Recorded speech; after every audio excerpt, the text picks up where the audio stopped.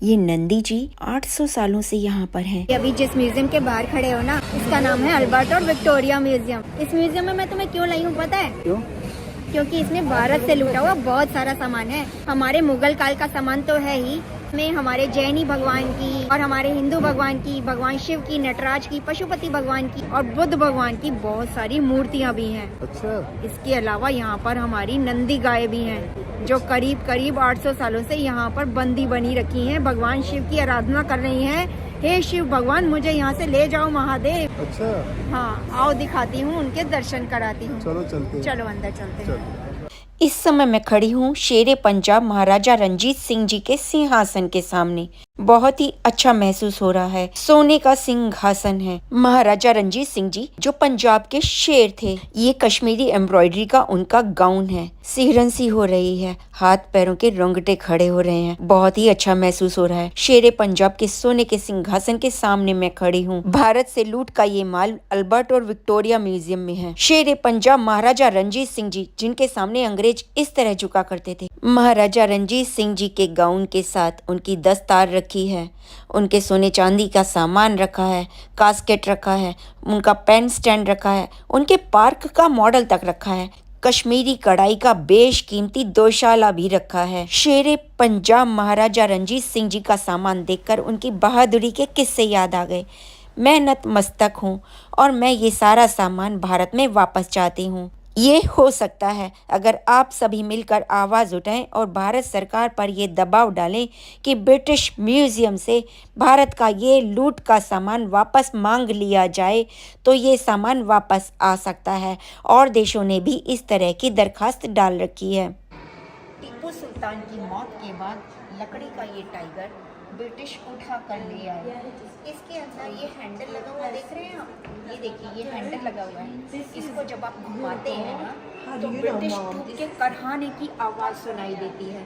ये देखिए, ये ब्रिटिश सोल्जर इसके नीचे है और ये टाइगर ने उसके अंदर दांत गड़ा रखे हैं।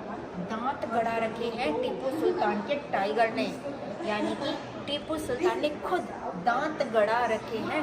ऐसा था हमारा टीपू सुल्तान, जिसकी मौत के बाद टीपू सुल्तान का सारा सामान ईस्ट इंडिया कंपनी उठा कर ले आई और उसने सोना जो था टीपू सुल्तान के सिंहासन का अपनी आर्मी में यूं बांट दिया, क्योंकि सिंहासन मोटे सोने का बना हुआ था।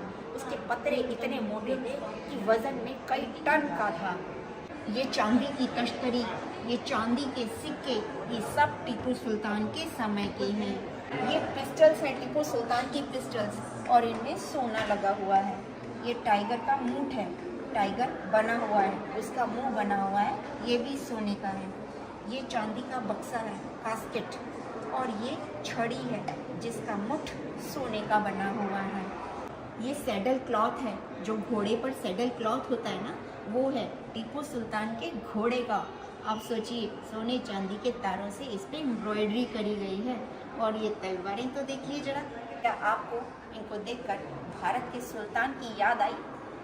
उनकी शक्ति का लोहा तो अंग्रेज भी मानते थे, और अब आपको अपनी शक्ति दिखानी है। ये सब सामान इंडिया वापस कैसे आएगा, ये आप भी जानते हैं और मैं भी जानती हूँ। मैसूर, राजस्थान, गुजरात के राजघरानों के ये आर्टिफैक्ट हैं, चांदी और सोने की नक्काशी के ये ऑर्नामेंट्स, चायदानियाँ, बांसुरियाँ। ये बांसुरियाँ तो ना हमारे राजा महाराजा अपने चाहने वालों को गिफ्ट दे दिया करते थे। इनमें हीरे, मोती और जवाहरात लगे देख रहे हैं। इनकी कीमत का अंदाज़ा तो मैं क्या ही लगा सकती हूँ, लेकिन हाँ, ये याद दिलाते हैं कि भारत कितना बड़ा रईस था, जिसको लूट लिया अंग्रेज़ों ने और लूट को सजा दिया इस म्यूज़ियम में। सन 1850 से 1855 के बीच की ये बेशकीमती अमूल्य ज्वेलरी, ये सारा सोना, चांदी, हीरे, जवाहरात उठाए गए हैं भारत से। इनकी कारीगरी इतनी कमाल की है कि आज कोई कारीगर ये दावा नहीं कर सकता कि इसमें से कोई भी सामान वो बना सकता है। आप इनकी कारीगरी जरा नज़दीक से देखिए। इसमें रूबी लगी हुई है, मोती लगे हुए हैं, नीलम लगे हुए हैं, और सोने को कूट पीट के उसको कितनी तराश के ये ज्वेलरी बनाई गई है, इसका एक एक पीस उन लोगों ने कैसे बनाया होगा जब इतने औजार नहीं थे। आज इतने औजार और मशीनरी होते हुए भी इनमें से कोई भी चीज़ आज का कोई कारीगर बना नहीं सकता। ये अमूल्य है, बेशकीमती है, भारत का है, भारत का लूट का माल। हैदराबाद के निज़ामों को लूटकर इन लोगों ने सोने और चांदी की ये चीज़ें हथिया तो ली, सजा तो ली म्यूज़ियम में, लेकिन इस म्यूज़ियम में ये बिल्कुल अच्छी नहीं लग रही। आप देखिए, क्या ये भारत में नहीं होना चाहिए? हैदराबाद के निज़ामों की कहानियाँ सुनाती ये बेशकीमती दौलत भारत की ही है।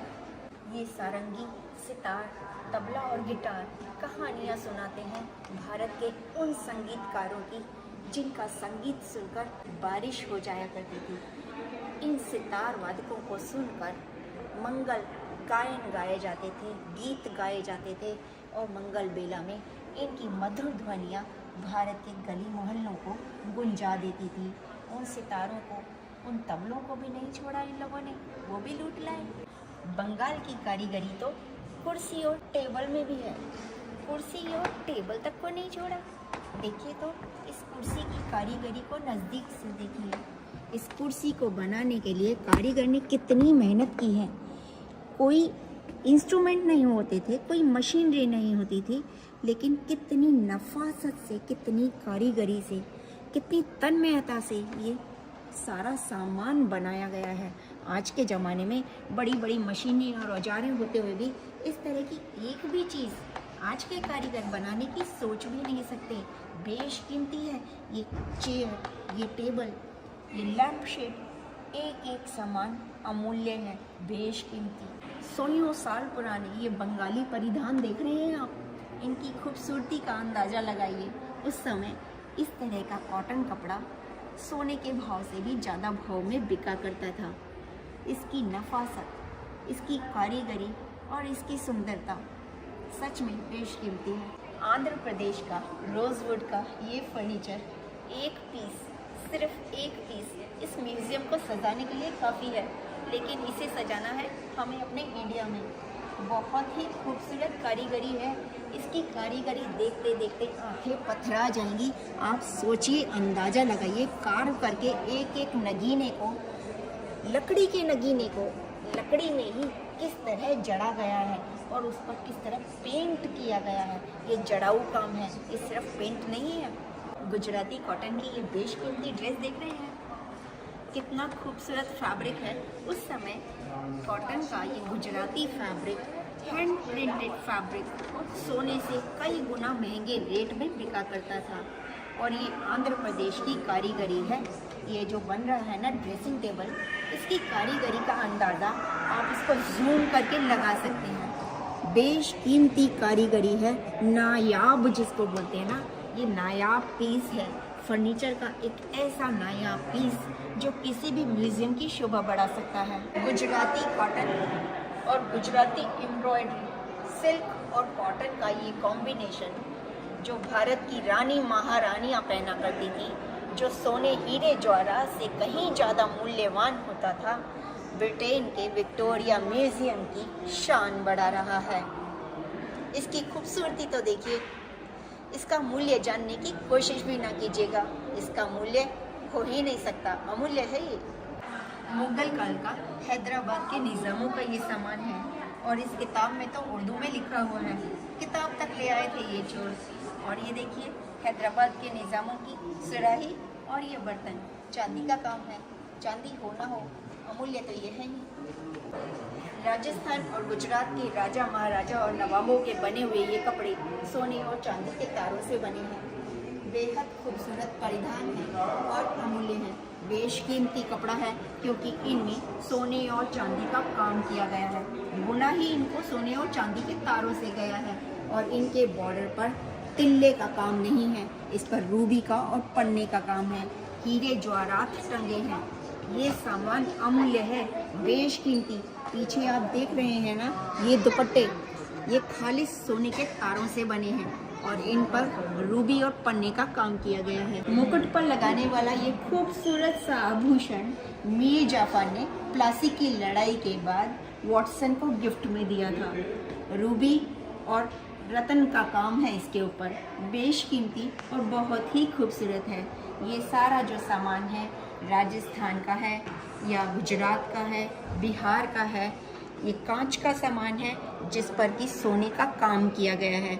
उस समय कांच का ये सामान जिस पर सोने का काम किया जाता था बेशकीमती होता था। ये देख रहे हैं आप खंजर, इस खंजर की सुंदरता को देखिए आप, इसके मुठ को देखिए। इस पर जो काम किया गया है सोने का है और इस पर पन्ना चढ़ाया गया है। इस पर घोड़े का सिर बनाया गया है और इस पर चांदी से काम किया गया है, कार्विंग का। और ये सारा काम ग्लास के ऊपर सोने का है।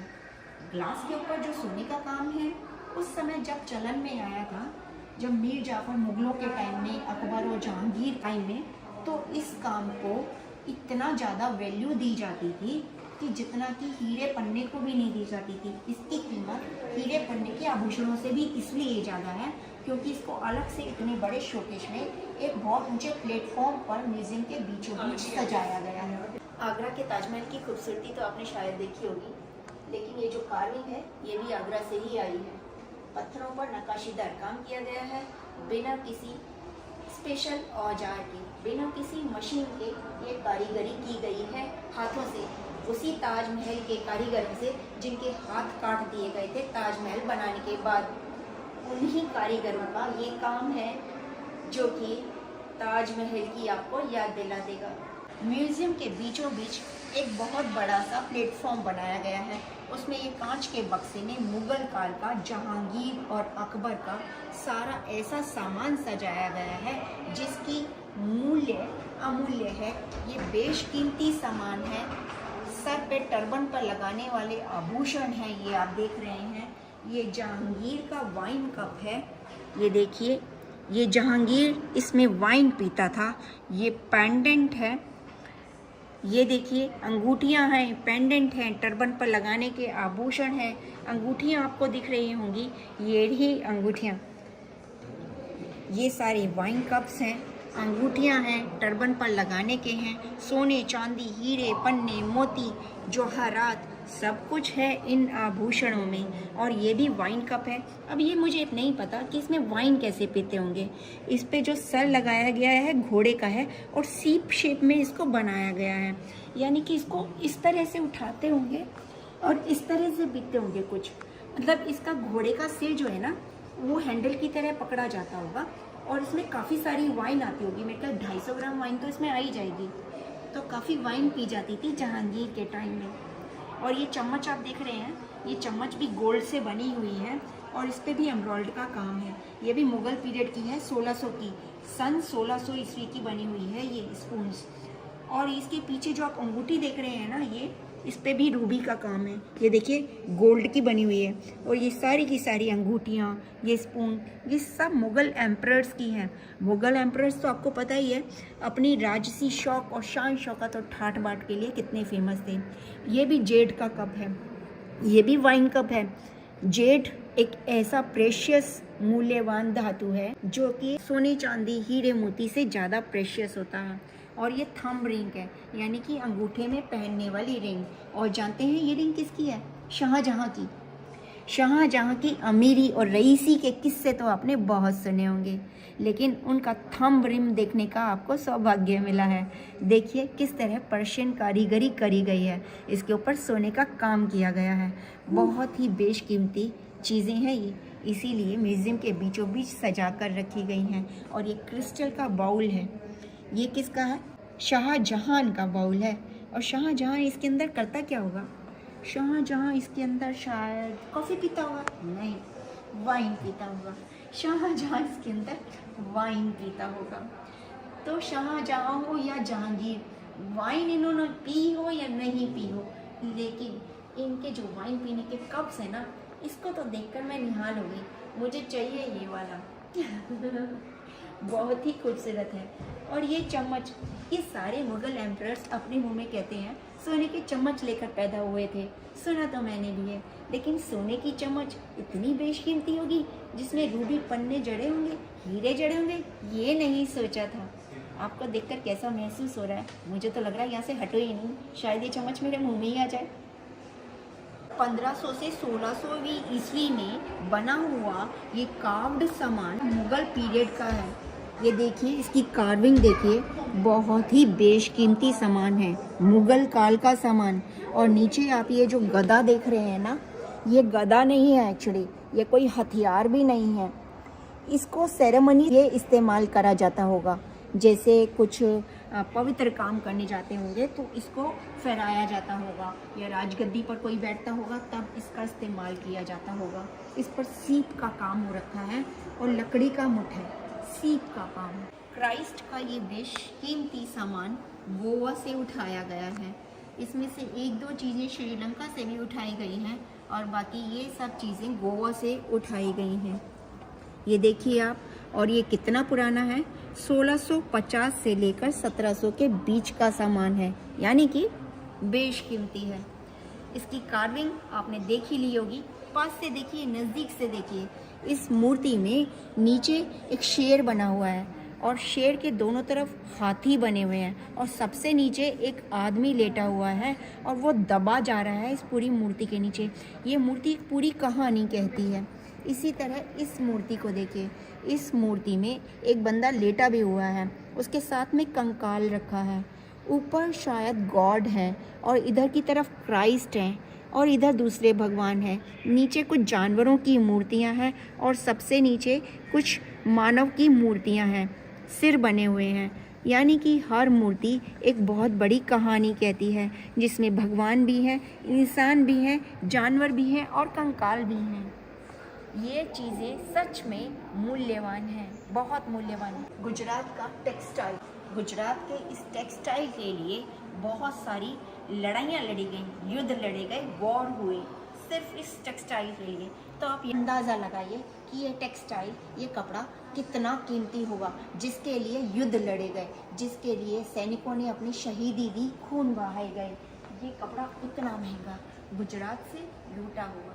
भारत के जितने भी ग्रंथ हुए हैं उनके जो कवर पेजेस हैं, उनकी मैन्युस्क्रिप्ट्स के कवर हैं, वो यहाँ पर रखे गए हैं। इनमें से कुछ कवर तो जैन धर्म के ग्रंथों के हैं, कुछ बौद्ध धर्म के ग्रंथों के हैं, कुछ हिंदू धर्म के ग्रंथों के हैं। ये संस्कृत में लिखा गया है और ये मैन्युस्क्रिप्ट्स के जो कवर हैं ये बेशकीमती कवर हैं। ये देखिए, इन पे राजा महाराजा बनाए गए हैं, मोर का चित्रण किया गया है और ये देखिए संस्कृत भाषा में इसमें लिखा गया है। यहाँ से आपको अंदाज़ा हो जाएगा कि मैन्युस्क्रिप्ट कवर कितने ज़्यादा मूल्यवान हैं, कितने प्राचीन हैं। ये भारत की धरोहर हैं जो यहाँ म्यूज़ियम में दर्शाए गए हैं। ये सभी असली हैं, ये बिल्कुल असली हैं। देखिए कितने पुरानी हैं, इनके कॉर्नर्स यहाँ से कटे हुए हैं। ये देखिए, इसमें ये कौन सी भाषा लिखी गई है। आप इसको जूम करके देखेंगे तो आपको इसकी कीमत का अंदाज़ा होगा।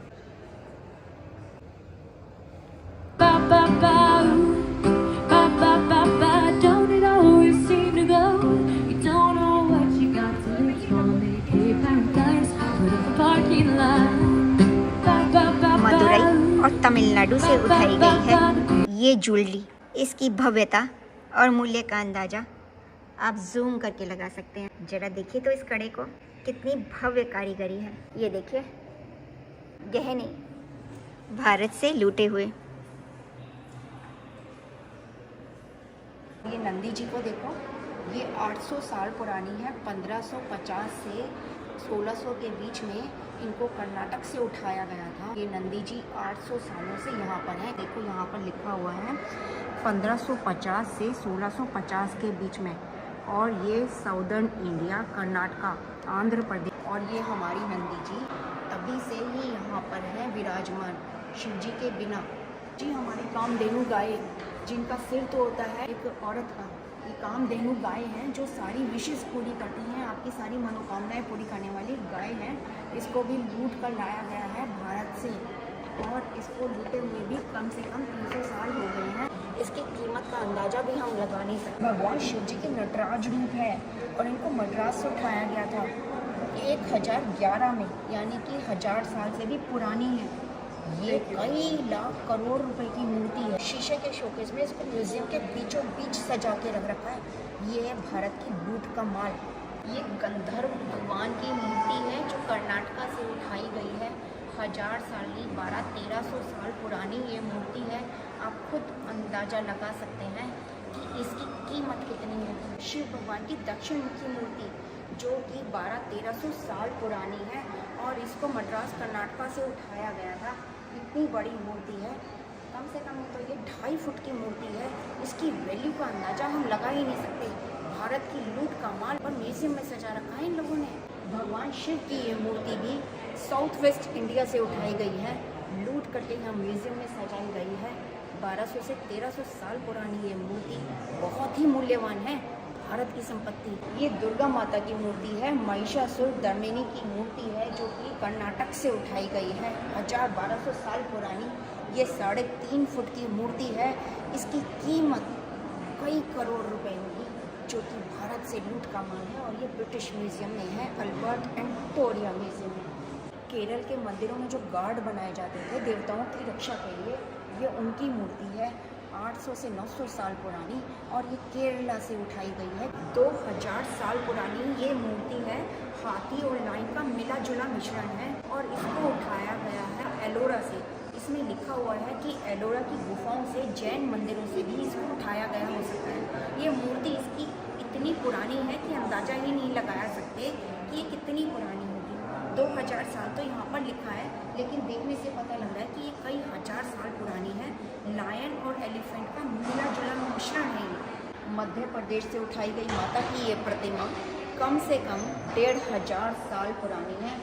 इस टूट फूट की हालत में भी इनकी कीमत कई लाख रुपए है।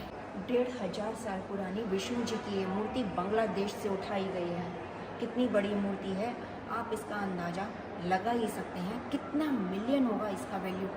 ये है भारत की लूट का माल जो British museum, Albert and Victoria museum में लंदन में रखा है। और ये जो मूर्ति है ना 1500 साल पुरानी है, सूर्य भगवान की है और इसको बिहार से उठाया गया है। इतनी बड़ी मूर्ति है, 4 फुट की तो होगी, कितने की होगी अंदाज़ा भी नहीं लगा सकते, कई मिलियन होगी इसकी तो कीमत। ये ब्रिटिश म्यूजियम में रखी हुई है। यहाँ पर ब्रिटिश म्यूजियम में बार बार इसलिए कह रही हूँ क्योंकि ये लंदन का म्यूजियम है, विक्टोरिया एंड अल्बर्ट म्यूजियम, ये सारे ब्रिटिश म्यूजियम ही हैं जहाँ पर लूट का माल रखा है। एक म्यूजियम का दिखा रही हूँ, एक एक करके सारे म्यूजियम का आपको दिखाने वाली हूँ। ये जो प्रतिमा है ना जैन तीर्थंकर पार्श्वनाथ जी की है और कम से कम 1200 साल पुरानी है। ये 1100 से 1200 में उठाई गई है कर्नाटक से। आप देखिए कम से कम 4 फुट की ये प्रतिमा कितनी विशाल है।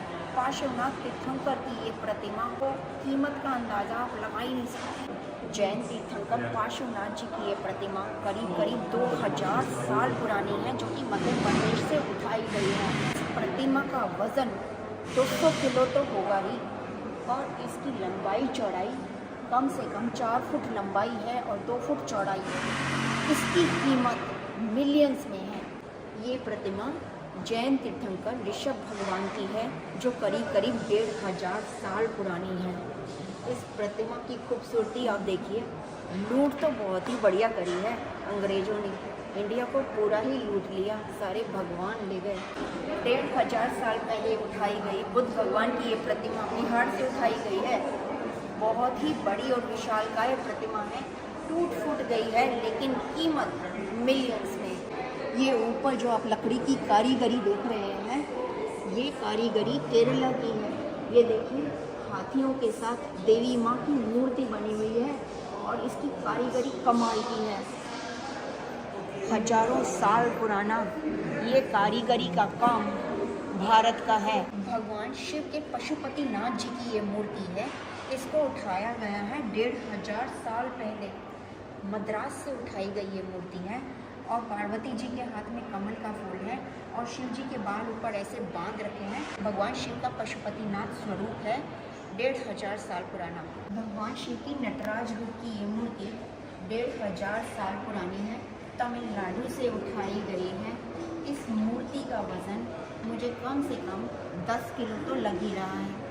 बहुत ही भव्य स्वरूप है। 1500 साल पहले की भगवान नटराज की ये मूर्ति अमूल्य है। और ये गणेश जी भगवान की मूर्ति है ना, 1500 साल पुरानी उठाई गई है तमिलनाडु से। ये कॉपर की बनी हुई है। और ये सारी मूर्तियाँ जो है ना, ये चोला पीरियड की है। चोला पीरियड आप जानते होंगे, चोला पीरियड कितना पुराना टाइम, इतनी पुरानी ये मूर्तियाँ कॉपर की एलॉय की बनी हुई हैं। भगवान गणेश जी ब्रिटेन में रह रहे हैं, लंदन में रह रहे हैं भारत को छोड़ के। कमेंट कीजिए, क्या भगवान गणेश को इंडिया वापस लाना चाहिए या नहीं। और ये जो श्री देवी की मूर्ति है ना, ये भी चोला पीरियड की है, कॉपर की बनी हुई है। और इनको उठाए हुए भी 1500 साल हो गए। ये देखिए, थोड़ी सी झल मार रही है क्योंकि ये शीशे के शोकेस में रखी हुई है, लेकिन आपको दिख रहा होगा और इसकी कीमत का अंदाज़ा भी हो रहा होगा।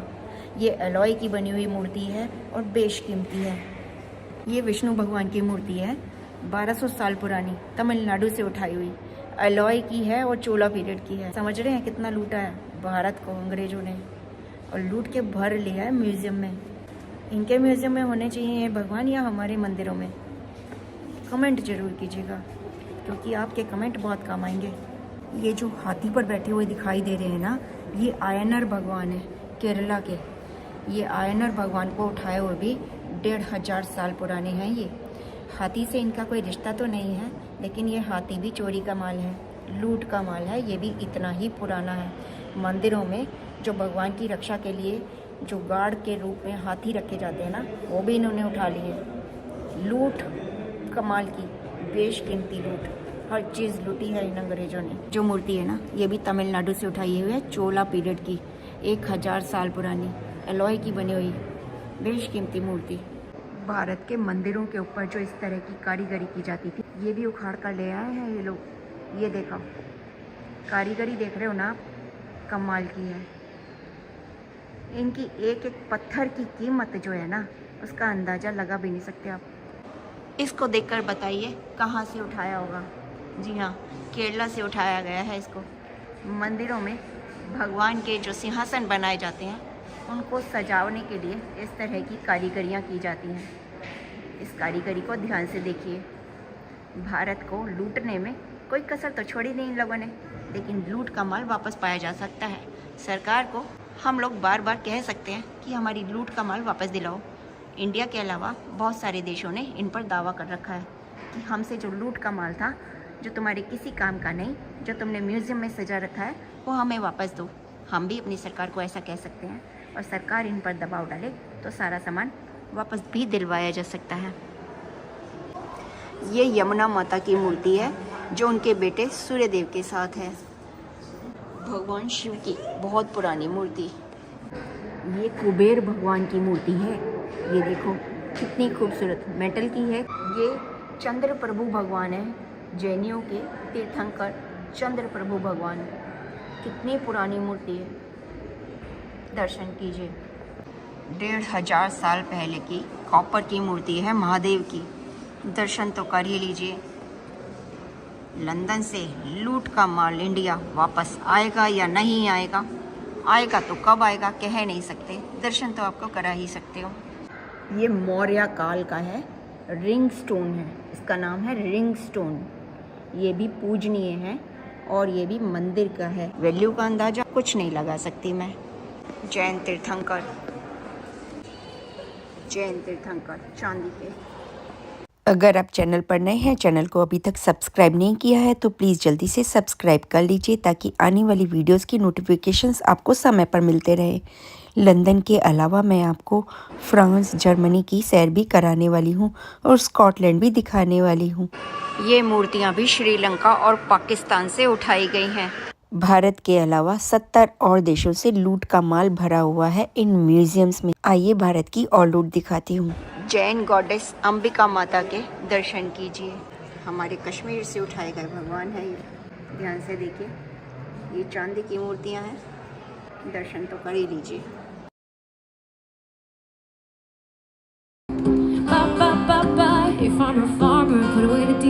ये सारा माल पाकिस्तान से उठाया गया है। उस समय पाकिस्तान भी इंडिया का ही हिस्सा था, तो एक तरह से ये भी इंडिया से ही चोरी का माल है।